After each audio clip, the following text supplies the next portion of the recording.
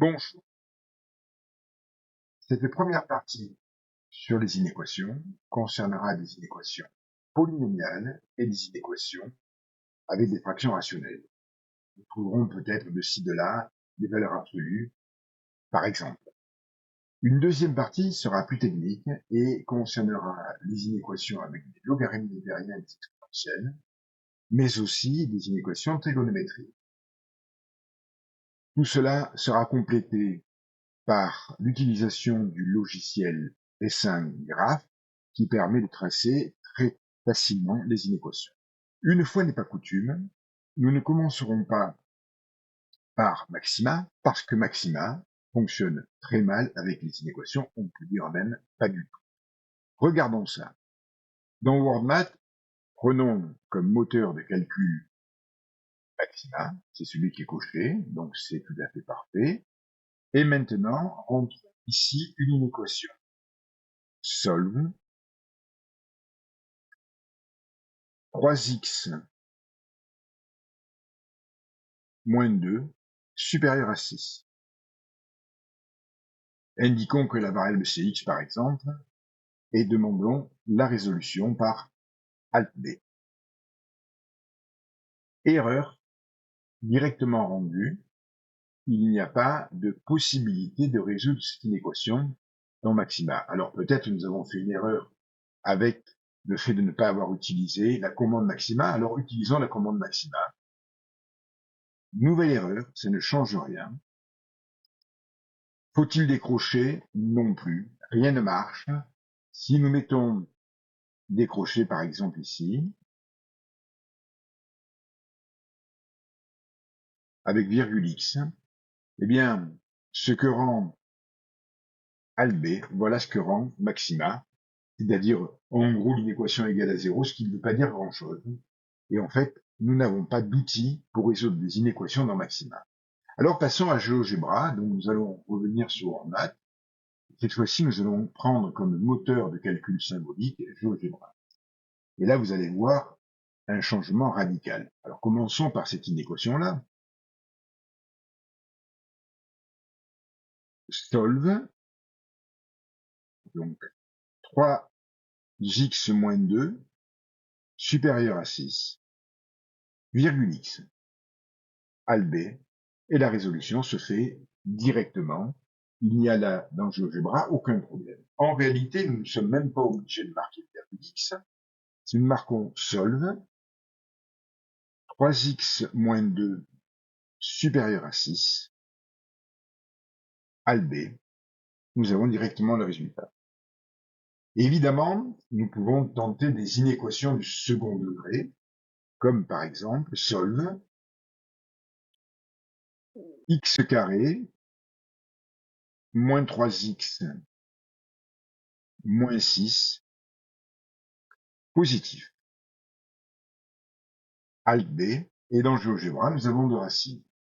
Il est évident que l'une des deux racines est positive, la deuxième clairement. La première ne l'est pas, alors nous pouvons demander à GeoGebra de résoudre l'équation en ne conservant que la racine positive. Donc je réécris mon inéquation. X carré moins 3x moins 6 supérieur à 0, et je donne la condition x positive. Et dans ce cas-là, GeoGebra ne nous rendra que la racine positive.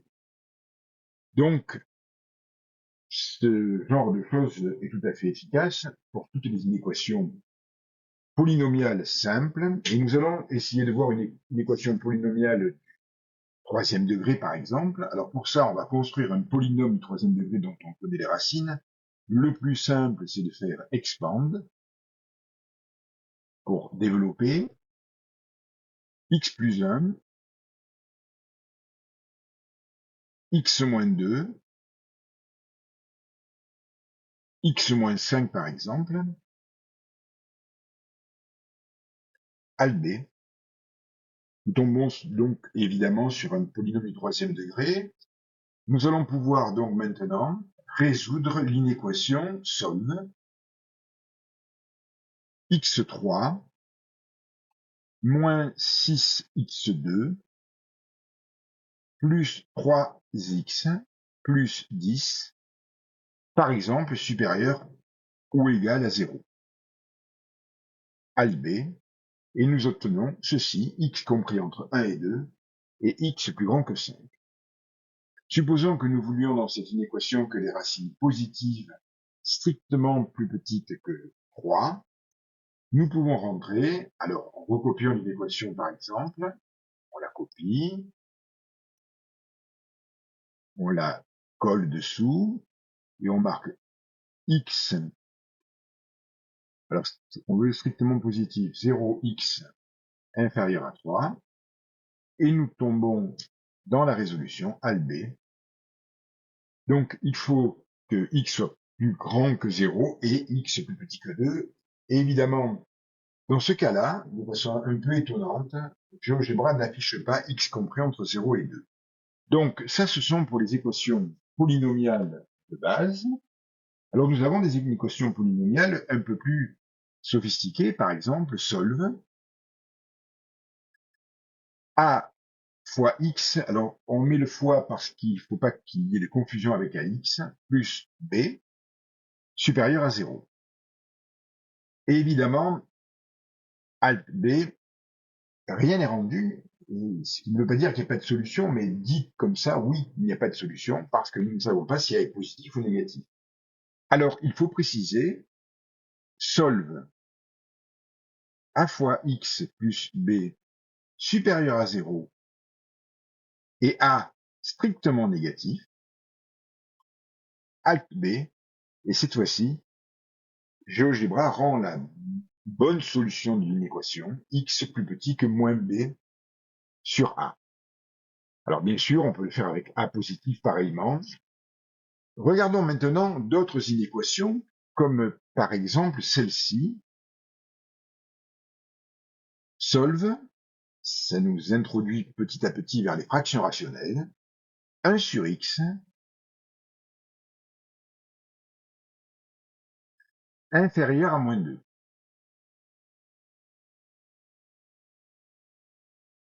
Alt b, et GeoGebra nous rend très correctement que x est compris entre moins 1,5 et 0, et évidemment x est négatif, puisque 1 sur x est négatif, et il est strictement négatif, puisque x ne peut pas être égal à 0. Donc, solve 1 sur x. Alors, si on marque la même inéquation avec inférieur ou égal, vous allez voir que ça ne change pas fondamentalement la résolution, parce que le inférieur ou égal va nous donner simplement Al B, x plus grand ou égal à moins 1,5, mais toujours strictement plus petit que 0. Donc voilà pour la résolution de cette inéquation. Continuons avec les fractions rationnelles, par exemple, solve x plus 2 divisé, erreur, divisé par le produit moins 4x plus 1, x moins 3, plus grand ou égal à 0, par exemple. Évidemment, les valeurs 1 quart et 3 ne sont pas autorisées, puisqu'elles rendent le dénominateur nul. Donc, regardons ce que dit GeoGebra. Il n'y a pas de problème. GeoGebra nous dit bien que x est strictement compris entre 1 quart et 3, l'autre solution étant inférieure ou égale à 2, moins 2, pardon. Si maintenant nous regardons la même inéquation, mais avec 1, on la colle dessous, si on met 1, nous allons avoir un petit changement. Regardons ce que cela donne. Alt B. Donc, cela donne que x est compris entre 1 quart et 1 demi, ou entre 5 demi et 3. Si maintenant nous écrivons la même inéquation, celle-ci, que nous recopions encore une fois dessous, ln supérieur ou égal à 0, Al B, et évidemment, ce que GeoGebra interprète, c'est qu'effectivement, le ln est positif si la quantité est plus grande ou égale à 1, et il arrive bien sûr à l'inéquation précédente. Si nous continuons un petit peu et que nous faisons avec une valeur absolue, solve. Donc cette fois-ci, reprenons la même inéquation encore avec un apse. Donc un apse ici.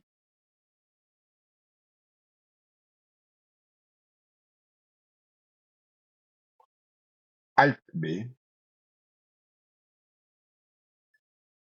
Cette fois-ci, évidemment, il y a quelque chose d'un petit peu plus large, puisqu'effectivement, cela donne deux inéquations, l'une qui est celle que nous avions précédemment, et l'autre qui est une inéquation avec moins 1, c'est-à-dire que x plus 2 sur moins 4x plus 1, x moins 3, plus petit ou égal à moins 1. Nous pourrions le vérifier facilement. Nous pouvons, comme nous l'avons vu précédemment, limiter l'ensemble sur lesquels on étudie les solutions de l'équation. Si nous reprenons l'équation du départ et que nous limitons à des valeurs de x comprises entre moins 1 et 1,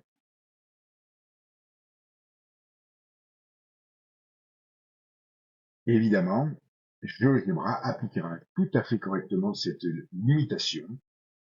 Nous tombons sur les solutions x plus grand qu'un quart et x plus petit que 1, c'est-à-dire x compris entre un quart et 1, ce qui est conforme à l'inéquation écrite ici, puisqu'effectivement, le moins 2 n'est plus du tout pris en compte, et un quart est pris en compte de base, et évidemment plus petit que 1, parce qu'on allait jusqu'à 3 et qu'on peut limiter à 1.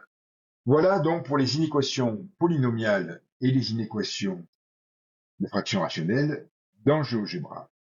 Une petite remarque pour terminer, si nous faisons la même inéquation, donc si nous marquons l'inéquation ici,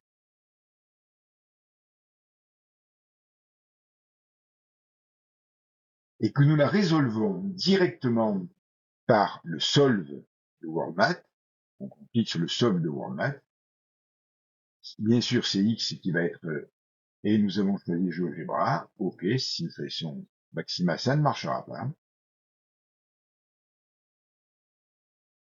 On arrive au même résultat, avec toutefois une difficulté, c'est que pour arriver à une limitation des conditions,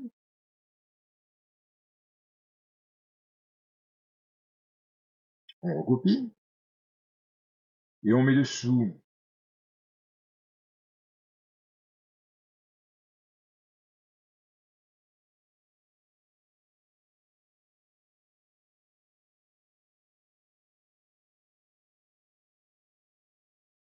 on sélectionne les deux, on fait solve à nouveau dans WorldMath, et le système d'inéquation n'est pas supporté dans le solve directement fait par WorldMath, et donc effectivement cela ne fonctionnera pas. D'ailleurs, il est indiqué dans l'erreur que le système d'inéquation pourrait être utilisé graphiquement, pourrait être résolu graphiquement en utilisant Graph ou GeoGebra. Bien, GeoGebra ne fonctionnera pas avec un tel système. En fait, GeoGebra fonctionne sur des inéquations simples pour les représenter graphiquement. Voilà. Merci.